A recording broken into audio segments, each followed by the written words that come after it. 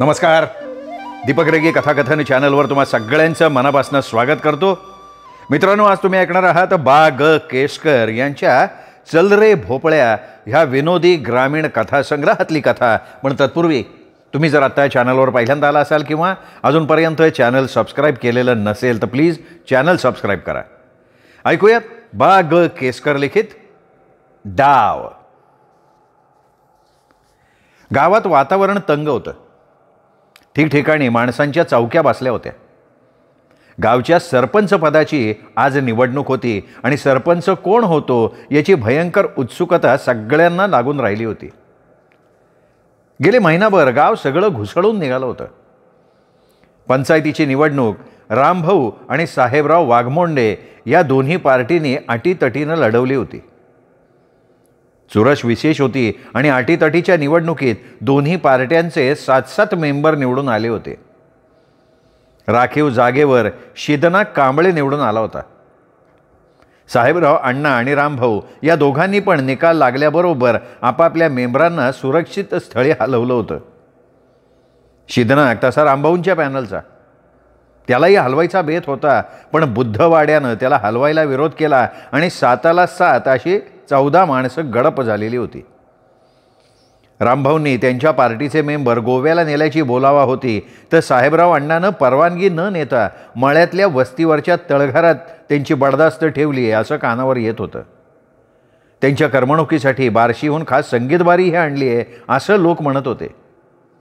खाणं पिणं आणि मजा करणं एवढंच काम त्या मेंबरांचं होतं. निवडणुकीची तारीख जाहीर झाली आणि रामभाऊ आपल्या लवाजम्यासकट वाड्यावर आले.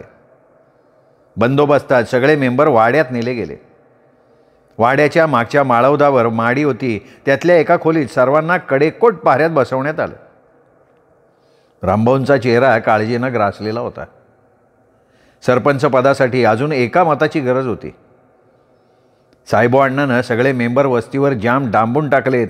त्यांचं नखही आपल्याला दिसणार नाही, नाहीतर त्यातला एखादा फोडण्याची शक्यता होती. पण ती शक्यता आता कमी झाली. काय करावं त्यांना सुचेना. शिदनाक त्यांच्या पॅनलमधला, पण हरिजन लोकांनी गट्टी केली आणि त्याला वेगळा ठेवला. आज जर दुसरा एखादा मेंबर असता तर त्याला बळजबरीने उचलला असता, प्रसंगी दमदाटी करता आली असती. पण इथे सबुरीनं घेणं भाग आहे हे राजकारणाचे उन्हाळे पावसाळे पाहिलेल्या रामभाऊंना माहिती होतं. त्यांनी एकोपा करून ज्या अर्थी आपला मेंबर अडकून ठेवला आहे त्या अर्थी त्यांची तशीच काहीतरी मागणी असणार हे उघड होतं. पैशाच्या दृष्टीनं दोन्ही पार्ट्या कमी नव्हत्या. 10ला 5,000 जास्त गेले तरी हरकत नाही, पण विरुद्ध बाजूच्याला सरपंच होऊ द्यायचा नाही असा चंग बांधलेला होता. आणि इथेच वांधा निर्माण झाला होता. दोघांकडे समसमान मेंबर झाले होते आणि दोघंही एकमेकांना पाण्यात पाहत होते. दोघांमधनं विस्तव जात नव्हता. शिदनाक कोणीकडे झुकेल त्याच्यावर सगळं अवलंबून होतं असं सगळं वातावरण झालं होतं. आणि म्हणून गावात मोठ्या उत्सुकतेचं पण तंग वातावरण होतं. दबत्या आवाजात एकमेकांना आव्हानं दिली जात होती. कोणी ठाम म्हणून काहीतरी बातमी सांगे आणि दुसरा एखादा त्या बातमीतला फोलपणा लगेच उघडा करून सांगत असे आणि मग तिथे हाशा पिकत असे. साहेबराव अण्णांनी मळ्यातनं फटफटी काढली आणि आपल्या विश्वासातल्या गाड्याला वस्तीवर नजर ठेवायला सांगून ते गावाकडे निघाले. त्यांनी तळघराला कुलूप लावून टाकलं होतं. पण न जाणो एखादा रामभाऊच्या पार्टीचा माणूस उसा फिसातनं तळघराच्या खिडकीशी येऊन एखाद्याची सांदान जोडवायचा. तळघर सुखसोयीने युक्त होतं. मेंबरांना काळजी नव्हती कसली. लोड तक्क्यावर लोळायचं, पत्ते खेळायचे, गप्पा झोडायच्या, कोंबडीवर ताव मारायचा. दारूसुद्धा होती, पण ती आज नव्हती. दुपारी निवडणूक होती तोपर्यंत तरी मेंबर शुद्धीत राहणं आवश्यक होतं.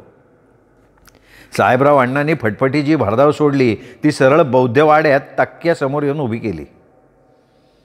अण्णांची फटफटी शिदनाकडे गेली हे ताबडतोब रामभाऊला कळवण्यात आलं. हेरांनी आपलं काम केलं. तक्क्यात 5-50 जण बसून होते. 10-20 जण तक्क्यासमोरच्या पारावर होते. माणसांच्या कोंडाळ्यात शिदनाक धरून आणून बसवल्यागत बसला होता. फटफटीचा आवाज ऐकताच घोळक्यात चलबिचल झाली. सगळे टावकारून बसले. अण्णांनी फटफटी स्टँडला लावली. धोत्राच्या सोग्यानं घाम टिपल्यागत करून त्यांनी तक्क्यातल्या माणसांकडे बघितलं. सगळ्यांनी नमस्कार अण्णा म्हटलं. तसं तांबडे झार दात दाखवत अण्णांनी रामराम केला. तसा म्हातारा चोखा त्यांना म्हणाला, या की पाटील, असं वर या घोंगडीव. पाटील चपला काढून बैठकीवर गेले. सगळेजण सावरून बसले, एकमेकांकडे सूचक नजरेनं बघत. बरं मंडळी, काय करायचं मग सांगा. अण्णांनी एकदम मुद्द्याला साथ घातला. अण्णांकडे आडपडदा नव्हता, सरळ सोड बोलणं. कशाचं? अरे कशाचं काय लिहा का? आता काय जत्रा बित्रा आहे वे? तवा कोणाचा तमाशा बॉल व्हायचा हे ठरवायला आलोय मी.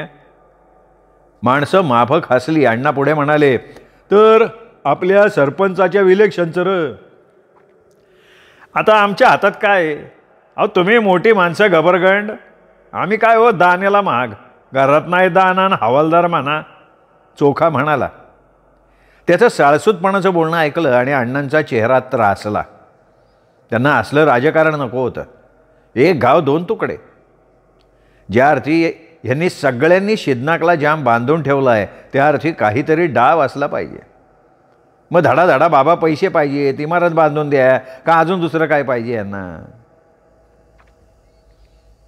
हे बघा गाड्यानो, तुम्ही काय गावाच्या बाहेर फोंड्या माळावर राहत नाही.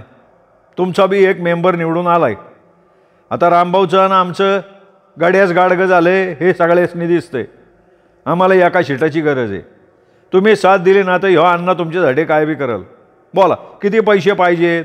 काय ह्या तक्क्याची इमारत नवीन करून देऊ? वर मोडकळीला आलेल्या माळवदाकडे बघत त्यांनी एका दामात विचारून टाकलं. वेळ थोडा होता आणि सोक्षमोक्ष लवकर लागायला हवा, म्हणजे शेदनाकला तसाच फटफटीवर टाकू, मळ्यात घेऊन जाऊ आणि तिथूनच वाजवत पंचायत ऑफिसावर जायचं. नाही पण नको, वाचायला वाजवत नको. सरपंच झाल्यावर दांड्या मिरवणूक काढू. चुळबुळीनं आणि कोणाच्या तरी खाकरण्यानं अण्णा भानावर आले. बाबाजी खाकर लावता पण दुसऱ्याला गप्प राहायची खूण करत पुढे सरकत तो म्हणाला, ना पाटील, आम्हाला पैसे बी नको आणि इमारतीचं काम बी नको. अहो तक्क्या काय? तक्क्या आता कोणाची बी बावडी आली तरी होणारच की. सरकारच पायका देतंय तेव्हा तसलं काय म्हणणं नाही आमचं. अरे मग बोला की धडा धडा. यो अण्णा त्या रामभाऊगत निस्ता भाता मारणार नाही. देतो म्हणल्यावर देणारच मी. बघा पाटील, पुन्हा नाही म्हणाल, पण नाही जमायचं म्हणा तुमच्याच्यानं. अरे बोल ना, काय असं काय गुलबाकवलीचं फुल आणायला सांगणार आहे का तू? हा हे बघा, तसं म्हणाल द शिदनाक रामभाऊच्या पॅनलचा जो बी निघालता भाऊ बरोबर गोव्याला जायला, आणि आम्ही लई विचार केला आणि त्याला थांबून ठेवला. आज 8 रोज त्याचा कामधंदा बडवून शान त्याला आम्ही हिथं जागत्या पाऱ्यात ठेवलंय तक्क्यामध्ये.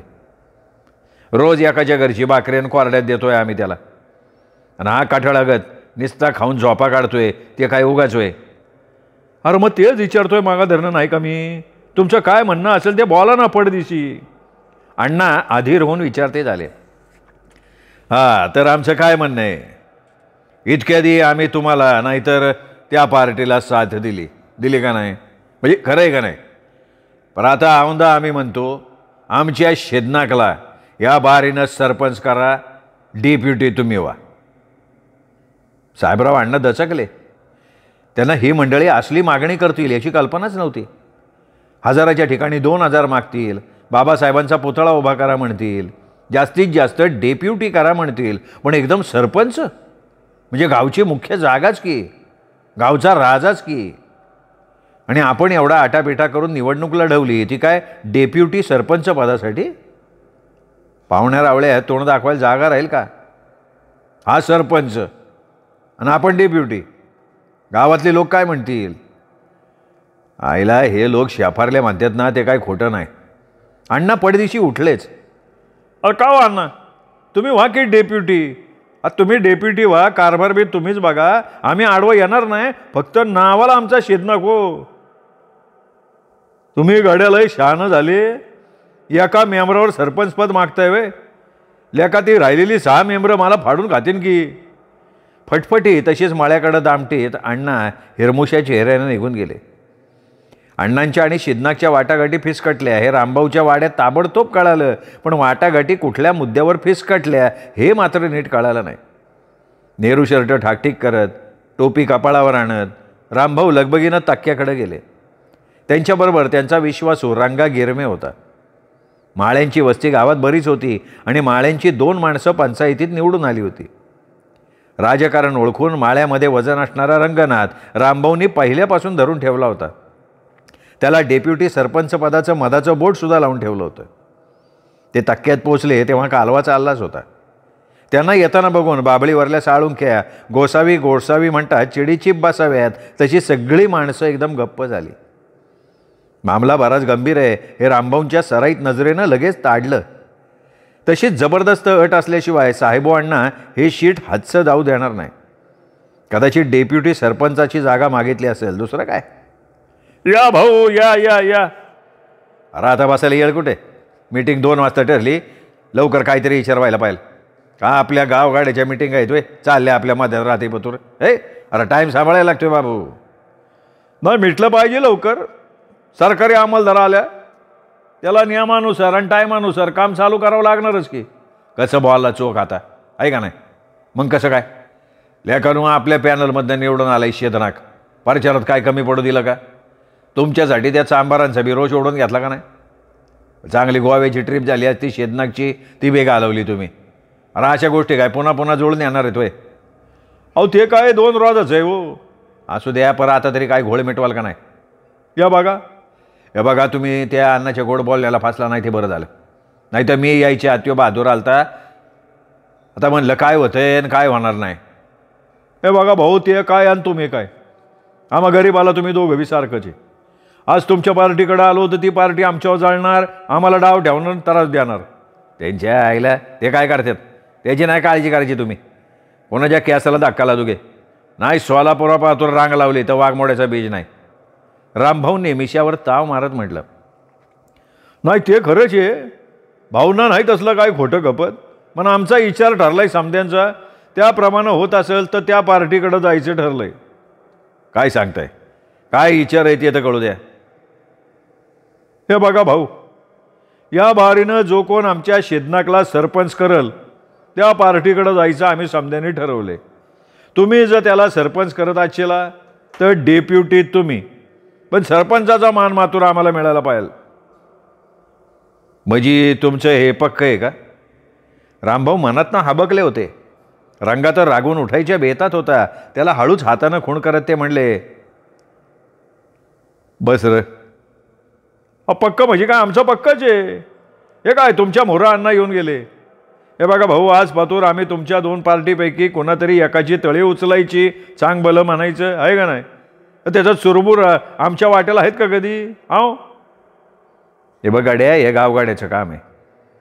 सगळीच आम्हाला सरपंच करा म्हणलं तर चालतंय वे? पाटलाच्या सगळ्याच बाईलांना बेंद्रा दिवशी मान मिळतोय का? आमचं म्हणणं फेरीवारीनं सगळ्याला जागा मिळावी. आमचं काय चुकलं का? आम्ही काय माणसं नाही आहे का? सांगा ना तुम्ही. नाही, तुमचं बरोबर आहे, पण तुम्हाला झेपायचं नाही. भाऊ समजावणीच्या स्वरात म्हणाले, का काय मोठा हत्ती बित्ती उचलायचं आहे का? अरे तसं नव्हं, त्या जागाला शोभलचा माणूस पाहिजे ना. रंगा मध्येच म्हणाला, हो तुम्ही मध्ये बोलायचं नाही माळी बाबा. तसा तो चिडला. चला चला भाऊ चला. आईला एका मेंबरावर एवढा रुबाब करतात.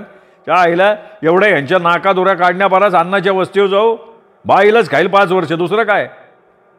थांब थांब जरा, वाईचं ऐक माझं ऐक. रामभाऊ त्याला गप्प करत म्हणाले, हे बघा गाड्यानो, मी सांगतो ते ऐका. मी रंगाला डेप्युटी करतो असा शब्द दिलाय. खरं तर तो काय आपला माणूस आहे. तो एकडाव ऐकल म्हणा. शिदूला मी डेप्युटी करतो, पण आता घोळ घालत बसू नका. आणा गुलाल आणा. बघा भाऊ, आमचं ठरलंय ते ठरलंय, जाम पक्क ठरलंय. आवंदा आम्हाला जागा पाहिजे.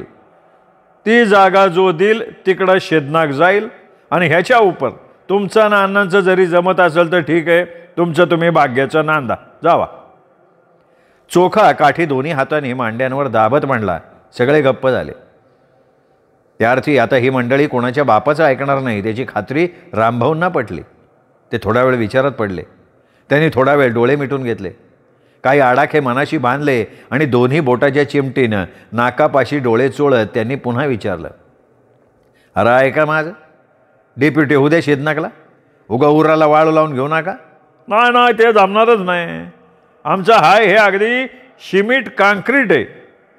बघा तसे सगळे एका सुरात म्हणाले, भाऊ एकदम नक्की. जागा द्या, मग आम्ही काय तुमच्या बाहेर जाणार नाही.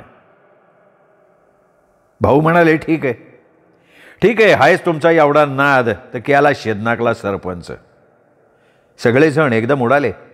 कोणी टोप्या हवेत भिरकावल्या तर कोणी टाळ्या वाजवायला लागल्या. एक जणाने डॉक्टर बाबासाहेब आंबेडकर की जय म्हटलं, तर दुसऱ्यानं रामभाऊ वाघमोडे पाटलांचा विजय असो म्हणून टाळी दिली. तक्क्यात एकदम आनंदाची सळसळ उठली. त्यांना गप्प करत रामभाऊ पुढं म्हणाले, हे बघा, शिदा होईल सरपंच, पण डेप्टी काय मी राहणार नाही. ना असं कसं मालक, डेप्टी तुम्ही पाहिजेल ना. अहो कारभार तुम्ही करणार, नावाला फकस्त ह्यो ना आमदारी हो. नाही, ते जमणार नाही. माझं ऐका, मी पहिल्यांदा या रंगनाथला डेप्युटी करतो म्हणून शब्द दिलेला आहे. आता माझ्यासाठी त्यानं घेतली असती माघार, पण मी जर सरपंच होत नाही तर मग त्याचं डेप्युटी पद का काढून घेऊ मी? नाही तसं नाही, पर रंगा चुळबुळ करायला लागला तसा भाऊंनी त्याला हळूच चिमटा काढला, गप्प बसवून टाकला. रंगा ऐकत नाही वेळ एवढं. अरे लेकानो, तुम्ही ऐकत नाही आणि दुसऱ्याला म्हणतोय ऐका. हां, माझं ऐका, ह्या रंगाचे तर 2 मेंबर आहेत. माझं बी कर्तव्य आहे, एकदा त्याला डेप्युटी करतो म्हणल्यावर करायला पाहिजे. असं नका हे रंगा. अरे रंगा चांगली तरवड जोड झाली की आता, आणि आम्ही आहे ना मागं. हां, चला, हे ठरलं ठरलं ठरलं, चला. भाऊ उठत म्हणाले, एका दगडात 2 पक्षी मरतील अशी खुद्द चोखालाही कल्पना नव्हती. साहेबराव अण्णा उडाला, पण इतकी वर्ष सरपंच असणारा रामभाऊसुद्धा आपोआप बाजूला निघाला. कित्येक वर्ष राजकारण करणारी, गाव मुठीत ठेवणारी ही बडी धेंड अशी आपसूक बाजूला निघाली, याचा त्याला आनंद झाला. आता जास्त ताणलं तर भलतंच व्हायचं या हेतूनं तो लगबगीनं सगळ्यांना म्हणाला, अरे बघतो काय लेकानू, सगळ्यांना गुलाल लावा, भाऊंच्या वाड्यावर चला. भाऊ चला, व्हा मोर, आम्ही आलो वाजंत्री घेऊन. वाजवतच हाफिसला जायचं आता. गंभीर चेहरा करत भाऊ म्हणाले, चोखा एवढा म्हातारगडी झाला पण काय उपयोग नाही तुझा. का, कोणाच्या बाचं भीती होय तुम्ही असताना? अरे तसं नव्हं. अरे मला आता अगोदर माझ्या मेंबराची समजूत घालता घालता नाकी नव्या त्यानं. पुन्हा गावची सगळी काय माझ्यासारखी मोठ्या मनाची आहेत वय. उगा कशाला चिडवले का, कशाला करायचं नाही का? हे बी खरं आहे म्हणा. हे बघा, आता आपण शांततेनं करू. मिरवणूक काय न ग. तुम्हाला सांगतो, एवढं जरा खडोळ पाणी वसरू द्या, मग एखाद दिवशी आमदार साहेबाची तारीख घेऊ, शेदनाकचा सत्कार बी करू. सरकारचं काहीतरी बक्षीस बी मिळेलच. जरा बेतानं घ्या बाबानो. भाऊ वाड्याकडे निघत म्हणाले, सगळ्या रस्त्यानं रंगनाथ आपल्याला डेप्युटीचं काम जमणार नाही म्हणत होता, पण भाऊ त्याच्याकडे दुर्लक्ष करत होते. ते तडक माडीवर गेले. मेंबर असलेल्या खोलीला आतनं कडी लावून त्यांनी सगळ्यांना बैजवार समजावून सांगितलं. त्यांची काय समजूत काढली कोणाला समजलं नाही, पण भाऊंच्या पार्टीच्या मेंबरांनी शेदनाकला पाठिंबा दिला आणि रामभाऊंच्या पॅनलचा शेदनाक सरपंच आणि रंगनाथ डेप्युटी सरपंच म्हणून बिनविरोध निवडून आला. साहेबराव अण्णांच्या पार्टीनं मतदानात भाग घेतलाच नाही. निवडणूक झाली, सगळं गाव सुन्न होऊन गेलं. रामभाऊने असं काय केलं असं सगळेजण म्हणत राहिले. साहेबराव अण्णांनी तर वातावरण तापवण्याचा प्रयत्न केला. आम्ही ह्याकरता निवडणुकीत भाग घेतलाच नाही असं त्यांच्या पार्टीचे सगळेजण सांगायला लागले. गावचा कारभार सगळा ह्यांच्या हातात देऊन रामभाऊनं 10 गावात नाव घालवून टाकलेलं आहे. पै पाहुण्यात तोंड दाखवायला जागा ठेवली नाही. आम्ही मेंबर फोडणार, अविश्वासाचा ठराव आणणार असं अण्णा म्हणायला लागले. भाऊंच्या पार्टीचे मेंबर मात्र गप्प होते. सगळंच बोलणं ते उडवून लावत होते, बोलणं हसण्यावारी नेत होते. कुणीही फुटायला तयार नव्हता, उगा गप राहावा म्हणत होते. निवडणुकीनंतर रामभाऊ 7-8 दिवस बेपत्ता होते. मग एक दिवस आमदारांच्या अध्यक्षतेखाली शेदनाकचा सत्कार ओळखण्यात आला. आमदाराबरोबर त्याचा हार घातलेला फोटो काढून झाला. सरकारकडून काहीतरी बक्षीस या गावाला द्यायला लावीन असे आश्वासन देऊन मग आमदार भाऊंच्या वाड्यावर जेवायला गेले. सगळं गाव चाट पडलं. अजिबात खुर्ची न सोडणारा, सरपंचाच्या जागेसाठी जीव टाकणारा, पाण्यासारखा पैसा खर्च करणारा रामभाऊ कसा काय बदलला ह्याचंच सगळ्यांना नवल वाटायला लागलं. भाऊनं गाव मातीत घातलं, पंचक्रोशीत नाक कापलं असंही काही बाई लोक बोलायला लागले. पण रामभाऊ आणि त्यांचे मेंबर मात्र शांत होते. त्याचं हे गावकऱ्यांना आकरीत वाटायचं. रामभाऊने मात्र कारभारातनं लक्ष काढून घेतलं. फक्त मीटिंगला ते उपस्थित राहिले तेवढंच. त्यांचा रोज कुठे ना कुठेतरी दावरा, नाही तर मळ्यातली कामं सुरू झाली. संध्याकाळची वेळ होती, दिवे लागण झाली होती. 4-2 टवाळपोरं पंचायतीसमोरच्या लिंबाच्या पारावर बसून रेडिओ ऐकत होती. घराघरातनं चुली पेटल्या होत्या. शेरडा करडाचे, गाई म्हशींचे आवाज ऐकू येत होते. पोरं सोरं रडत होती. शिदनाक नुकताच कामावरनं येऊन अंगणात टोपी उशाला घेऊन उतारणा पडला होता. सरपंच झाला तरी त्याच्या मागचं काम हटलं नव्हतं. विहीर खांदायला घेतली होती आणि दिवसभर पाट्या वाहून वाहून त्याचं पेकाट मोडलं होतं. अर्धी कच्ची भाकरी केव्हा चाबलतो आणि भुईला पाठ टेकवतो असं त्याला झालं होतं. त्याचा एक कान घराकडेच होता. तेवढ्यात दाजी शिपाई त्याच्याकडे आला. दाजी भाऊंच्या वशिल्यात पंचायतीत चिकटला होता आणि त्याचा बऱ्याच कामात हातखंडा होता. शिदनाक गडबडीनं उठून बसला. टोपी डोक्यावर नीट ठेवत फाटका लेंगा गुडघ्याखाली ओढत त्यानं बघितलं शिपाई आलाय. मग ठीक आहे. काय र हे बघ दाजीराम, आता सांजच्या परी काय काढू नका म्हणाव. सकाळी रामपारीत येतो म्हणाव. आता लय दमून आलो रे. कवा धरणीला अंग टाकलं असं झाले बरं का. शिदनाक अंग मोडत म्हणाला, अरे हो हो, ऐकशील का माझं? का अगोदर सगळं बोलायला लागला तू? दाजी त्याला सरपंच म्हणत असला तरी अरे तुरे करत असे. का काय झालं? अहो महाराज, तालुक्यावरनं टिपीव आली आहे ती. टिफ्यू? मग घ्या की उतरून. नीट व्यवस्थित उतरून घ्या, मग बघू सकाळी कुठे ठेवायचं. दाजी हसला, चांगला पोट धरून हसला. शिदनाक वेड्यासारखा त्याच्याकडे बघत राहिला. हसण्यामुळं डोळ्यांच्या कडेला आलेलं पाणी पुसत दाजीराव म्हणाला, अरे टिपीव म्हणजे काय वाटलं तुला? काय फर्निचर बिर्निचर वाटलं का? अरे आपल्या तालुक्याच्या समध्या पंचायतीवरचा अधिकार आहे तो आलाय पंचायत तपासायला आणि तू खुशाल म्हणतोय घ्या उतरून, करू सकाळी त्याची अवस्था. भले भाई. अरे त्याच्या मारी, या अशी भालगडे वय पुन्हा लेकाला माहिती आहे. बरं मी येतो भाकर बेकर खाऊन ऑफिसकडं. खंदील बिंदील लावून ठेव, पाण्याची चरवी. हा अरे ते समजा केलंय, ते काय सांगाय पाहिजे वय मला. 17 बी टाकली मी. मग आता अरे त्याच्या जेवणाची काय सुई? भाऊसाहेबाची मंडळी गेली माहेरला, तोच कुठेतरी वार लावतोय. मला म्हणला जा सरपंचाला म्हणाव करा ही अवस्था. हा असं असं म्हणला भाऊसाहेब? असं म्हणला? मग काय तर बरोबर आहे भाऊसाहेबाचं. अशा अधिकाऱ्याची व्यवस्था सरपंचानी करायची असती. बरं TPOच्या रिपोर्टावर लय अवलंबून असतं बरं का. आपली ग्रँट बिंट काय काय लाख लपडी सगळं त्याच्या रिपोर्टावर. अरे पण मी आता काय सोयी करणार? आता मलाच उलट विचारतोय, मी काय सांगणार तुला? अरे पण आता माझ्या घरात पीठ नाही. आटा आणलाय, त्याच्या रोट्या करणार आणि त्या म्हसोबाची मी काय व्यवस्था करणार? मी कुठं तुला सांगतोय? पैसे दे ना, मी करतो झ्याक व्यवस्था. पैसे? मग काय चिचुका देतो का? अरे पैसे दे म्हणजे कोंबडी बघतो, झालं तर पीठ बीठ बघतो. आता मीठ मिरच्या वापरतो घरच्या. उगा तुला तरी गरीबाला लय जोरदार घालून काय उपयोग आहे? लेका दाजी टिफिवला कोंबडी करायची म्हणतो. मेलो चिताड. लेका इथं पोटाव बिबा घालायची येळ आली. महागाई कसली इथं. मग जाऊ का मी? अरे थांबे बाबा थांब. अरे भाऊच्या वाड्यावर नाही की त्या साहेबाला? नाही तर खरं पुढारी तेच आहेत ना. ते तो कशा सांगाय पाहिजे? भाऊ गेल्यात बारामतीला. पाटलीनबाईचं तुला माहिती? भाऊ नसेल ना, सुतळीच्या तोड्याला सुद्धा हात लावू देत नाही ती बाई. त्यातनं पुन्हा या सालाला तुम्ही आशन केले, त्यामुळं पंचायतीचं नाव काढलं तर दारात उभी करायची नाही बाई मला. अरे त्याच्या आईला आता काय करणार? बरं मग डेप्युटीच्या घरी जातो का तू? आता त्याची वस्ती राहणार माईलाव. इथनं मोहरं मी तिथं जाणार कावा? स्वयंपाक करून हेकडा आणणार कावा?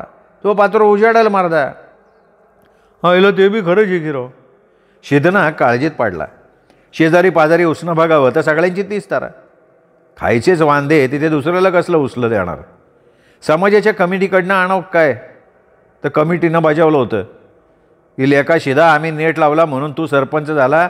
यंदाच्या जयंतीला आम्ही म्हणू तेवढी देणगी द्यायला पाहिजे आणि आम्हाला पार्टी बी द्यायला पाहिजे. त्यामुळे आता कमिटीकडे तोंड वेंगडण्यात काही अर्थ नव्हता. एकाएकी त्याच्या ध्यानात आलं. तो चढदिशी उठला, घरात गेला. कबऱ्यात तलंगीनं आणि दुसऱ्या एका कोंबडीनं घातलेली 4-2 अंडी त्याच्या बायकोनं शिंदेवाडीच्या बाजारासाठी राखून ठेवली होती हे त्याच्या लक्षात आलं. अंडी विकून तेवढीच मीठ मिरची त्याची बायको बाजारातनं आणायची. शिदनाकनं तेवढी अंडी उचलली, दाजीच्या टोपीत अलगद सोडली आणि म्हणाला, गड्या आता ह्याच्यावर भागव. तुझ्यातच टाक 2 भाकरी आणि लागलं तसं काय तर 1-2 अंडी ये का. अंडी दाजीला दिल्याचं बघितलाच आटा मळताना भरलेले हात तसेच घेऊन कलकल करत त्याची बायको बाहेर आली. तर पडा आला त्या साहेबाला. काय फुकट येतोय? चांगला पगार असेल की त्याला. अगं गप गप की गप. अगं आपण सरपंच आहे, मग गावचे सरपंच आहे आपण, व्यवस्था करायला लागती. शिदनाक तिची समजूत काढत म्हणाला, जाऊ परत ती सरपंचनी फिरपंच, आधी परपंच बघा. आता द्यावा एवढी अंडी कोण मीठ मिरची आला नसतावे, काय करावं म्हणते या कर्माला. दोघांचं भांडण लागलेलं बघून दाजीनं तिथनं हळूच काढता पाय घेतला. शिदनाकनं मुकाट्यानं बायकोची बोलणी खाल्ली. पुन्हा 4 दिवस झाले नाही तर दाजीराम अंगणात हजर. काय मीटिंगचा अजेंडा काढला का? कसली मीटिंग, हे मागच्या झँगाट सर ना. आता काय आणखी? अरे बाबा ऑडिटर आलेत, एकाला 2 आहेत. अरे लेखापर इतक्या लवकर कसं आलं म्हणताय? आता काय त्यांना येऊ नका म्हणता येते वे. बरं ऑडिट पार्टी म्हटल्यावर सांभाळायला लागते. हां हां हां, नाही तर त्याच्या बायली ती जात लय वंगाळ बरं का. भाऊंच्या टायमाला नाही का ऑडिटरनं जरा पिळलं होतं तर भाऊच्या तोंडालाच भेस आलता. अख्खी राणी छाप आणि 2 कोंबडं कापलं तवा कुठं शांत झाले. अरे भाऊचं व्हायलं, त्यांना काय कमी? आज तरी आहेत का नाहीत भाऊ? आज कुठे भाऊ गेलं पुण्याला, 2 रोज झालं. मी पहिल्यांदा तपास करून आलो आहे. तू कशाला म्हणाय पाहिजे. भाऊ आणि डेप्युटी असं 2 जण गेलेत. अरे त्याच्या आईला हा डेप्युटर नुसताच कसा राहा म्हणजे नाही काय कामाचे आहे का मला सांग बरं. अरे आता असं बघ, ही ऑडिट पार्टी आली मग ह्यानी गावात नको हे राहिला, बसतोय आपला भाऊ बरोबर फिरत. रंगनाथ गावात असता तर साहेबांची व्यवस्था त्याला सांगता आली असती, हा विचार शिदनाकच्या मनात आहे हे दाजीने ओळखलं. आता त्याला काय विलाज आहे का. डेप्युटी येस्तवर काय साहेबाला उपाशी ठेवायचा का. दाजीने खोडा घातला. अरे नाही असं कसं, भाऊसाहेबाला म्हणावं द्या पैसे करा मग या अवस्था. ते सगळं झालं विचारून. भाऊसाहेब म्हणतात माझ्याजवळ पैसा नाही, पंचायतीला आपण काय देणार नाही. अरे काय झालं काय, घालू की म्हणावं कुठेतरी खर्ची, तुम्ही कशाला काळजी करताय म्हणावं. नाही बघ ते म्हणले आपण काय तसलं करणार नाही. अन्नाची कावळ्यासारखी नजर असते खर्चाव, आणि आपला एखादा मेंबर नसला मीटिंगला हजर म्हणजे मी जाऊ का दानाला. त्यांनी सांगितलं सरपंचकडनं आण 30 रुपये, काय कमी पडले तर मग बघू. 30 रुपये माझ्याकडं? अरे लेका माझ्याकडं 30 दामुक नाही. परवाच अंडी दिली तेव्हापासून आस्तुरी बाई फिनफिन करती. मग काय करायचं. दाजी लिंबाच्या काडीनं दात कोरत कोऱ्या चेहऱ्यानं म्हणाला. तलंग देऊ का एक धरून, काय करणार आता गाड्या. अरे नुसत्या कोंबडीनं काय होणार आहे. त्याला मसाला लागतोय, त्याला तेल लागते, त्याला कणिक लागते, त्याला लिंबू लागते. एक आहे का 2 आहे. गेल्या बारीनं 4-6 अंडी दिली निसती, माझी बायको लागली ठाणा करायला. तुझं ठीक आहे रे, तू निदान सरपंच तरी आहे. मग मी उगा खाटकाच्या लग्नातल्या कुत्र्यासारखे तारांबळ कुठवर करून घेणार मी अशी तारांबळ. भाऊच्या येळेला नव्हतं असलं काय बाबा. उलटल्या का असलं कोणी आलं ना की माझी बी 4 रोज चंगळ व्हायची बरं का. आईला शिदनाक टोपी काढून डोकं खाजवत म्हणला. अरे आता ह्या दिवसात पैसे तरी कोण घेणार रे. अरे पण हे मला सांगून काय उपयोग आहे का. हार घालून मिरवताना, फोटो काढून घेताना बरं वाटलं ना तुला. असं करू दाजीराम, हे बघ या 2 कोंबड्या मी धरतो, त्या घेऊन जा. एक काप आणि एक काहीतरी 10-5 रुपयाला टाक इकून, त्यात खर्ची भागव. झक मारून झोनका खाल्लाय. आईला आपण नाही नेणार ना तुझ्या कोंबड्या. हेड तुझी बायको काय पण वाईट वांगाळ बोलती. अरे कोणासाठी कोणी शिव्या खायची आहे. तो जरा येळं नाही आहे हाफिसकडं. भाऊसाहेबांनी सांगितले सरपंचाला म्हणा आजच्या रोज कामावर जाऊ नका, हाफिसात ऑडिटर साहेबासमोर थांबावं लागते. शाबास, म्हणजे कोंबडी जाणार ते जाणार, मग माझ्या कामाचा बी खाडा होणार का. लेका सांच्या परी खाऊ काय का पोटात काठं भरू. हे बघ सीता, आता एवढी मोठी जबाबदारीची जागा म्हणल्यावर एवढी जळ श्वासाय नको का. उगा मिळतं का मोठं पण, सांग बरं मला. आईला इतकेंदा ऐकत होतो सरपंच झाल्यावर माणसं गबरगंड होत्यात, इथं तर आमचं घरदार एकायची पाळी आली राव. आता तूच अनुभव घेतोय म्हणून बरं आहे.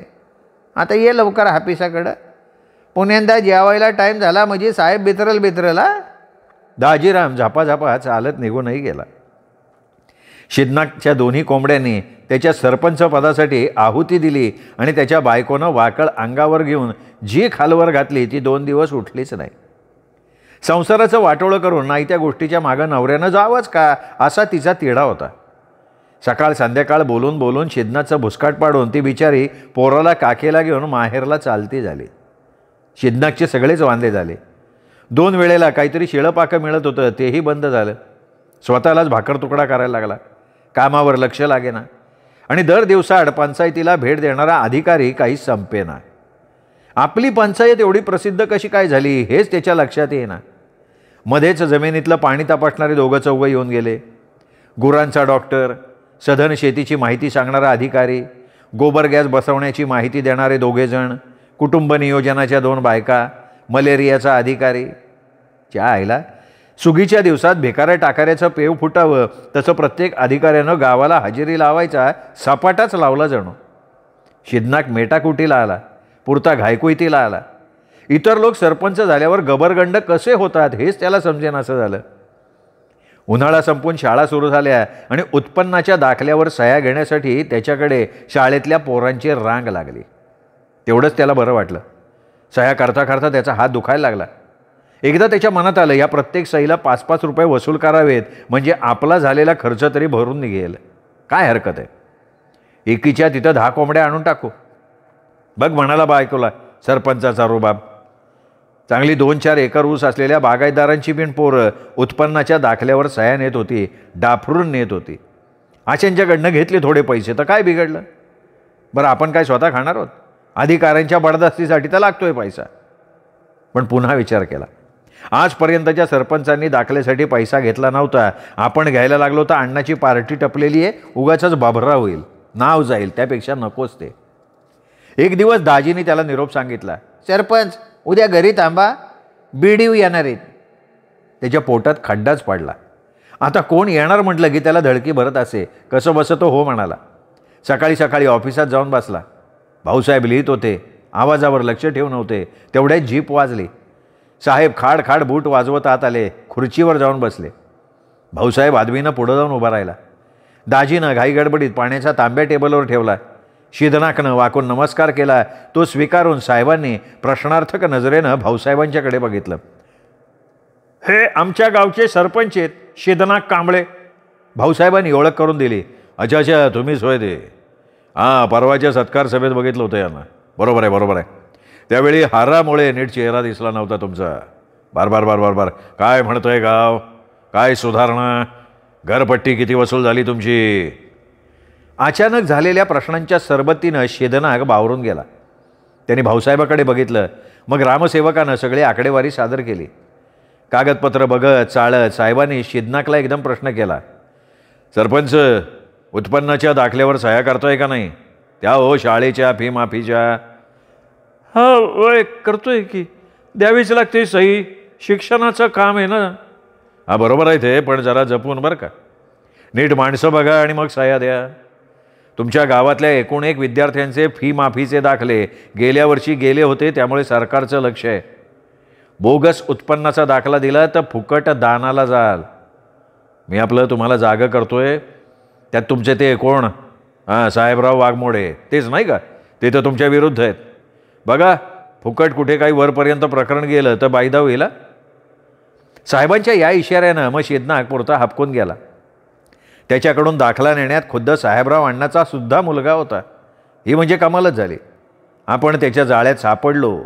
त्याचा चेहरा कसनुसा झाला, काळजीनं काळवणला. साहेब मग चहा बिस्किट घेऊन उठले. त्याला थोपटल्यासारखं करत म्हणाले, ठीक आहे येतो आम्ही. काही योजना आखा, येत जा तालुक्याला, म्हणजे समजतं सगळं. अरे माने, यांना आणलं नाही कधी तुम्ही तालुक्याला. ग्रामसेवक काही न बोलता आदवीनं हसला. संमतीदर्शक मान फक्त हलवली. शिदनाक मनात म्हणला, याच्या आईला तुमच्यासारखे 2-4 बोके इथे येऊन चरून जातात, त्यातनं आमचं मानगुट वर होईना आणि पुन्हा आम्हाला तालुक्याला यायला कुठला बाचा पैसा आणायचा.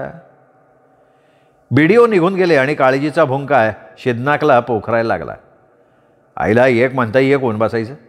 हे खोट्या दाखल्याचं प्रकरण रंगलं तर बरंच अंगाशी येणार. झालंच या गावगाड्याच्या कारभारातनं घराचा कारभार पार बिघडून गेला. बायकोचा काय परत यायचा विचार दिसत नाही. सरपंच झाल्यावर वावळायला आनंदानं आलेली बायको 8-15 दिवसात चक्क माहेरी पळून गेली. तिची समजूत काढायला पाहिजे, तिला परत आणायला पाहिजे. त्यात हे नवीन लपडं उभं राहिलं. आता हे कळलं तर बाया दुसरं लग्नच करेल. आणि अजून अशी तब्बल 5 वर्ष जायची. दिवसभर त्याला उभं वारं सुटलं होतं. झांझड पडली, तोंडाला तोंड दिसेनासं झालं. सगळेजण पेंड वैरणीच्या कामात घडून गेले. शिदनाक एकटा तरातरा रामभाऊंच्या वाड्यावर गेला. भाऊ ढेलजत झोपाळ्यावर बसून गाड्याशी गप्पा मारत होते. रानातला अहवाल ऐकत होते. शिग्नातला पाहताच त्यांनी, अरे या सरपंच, पत्ता कुठे आहे तुमचा? हा एखादे मिनिस्टरवाणी झाले, तुमची आणि आमची गाडवे पडाना. भाऊ नमस्कार, काही चेष्टा करताय वे गरीबाची. असं म्हणत तो आत येऊन 2 पायांवर टेकला. गडी माणसं बोलणं बंद करून कान टाव करून ऐकायला लागली. आता सरपंच आहे तू आणि तू गरीब होय रे. अरे सगळ्या जिल्ह्यात तुझं नाव झाले गेल्या का. झोपाळा मंद कुरकुरत होता. काय आग लावायची वय त्या नावाला. का असं वैतागला का तू.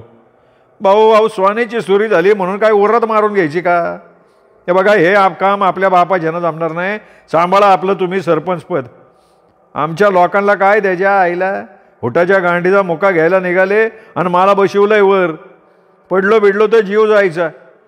बघा भाऊ मी आपला साधा मेंबर राहतो तेच बरे. लईच तुमच्या मनानं झालं तर डेपुटी करा पण सरपंच नको बाबा मला. एका दमा शिगना कळवळ्यानं बोलून गेला आणि आपला डाव फार लवकर यशस्वी झाला ह्या विचारानं रामभाऊ अस्फुटसं हसायला लागले.